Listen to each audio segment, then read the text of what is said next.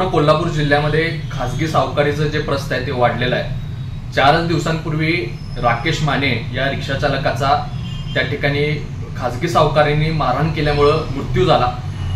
3 महिन्यांपूर्वी अशाच 2 घटना घडलेल्या होत्या।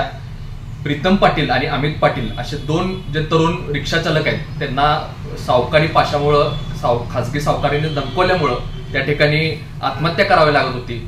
ह्या पार्श्वभूमीवरती आज आम आदमी पार्टी आणि आम आदमी पार्टी रिक्षा चालक संघटनेच्या वतीनं आम्ही अप्पर पोलीस अधीक्षक जयश्री देसाई आणि गुन्हे अन्वेषणचे तानाजी सावंत साहेब यांची भेट घेतली आणि त्यांना विनंती केली की ह्या सगळ्या गोष्टींना आळा बसला पाहिजे।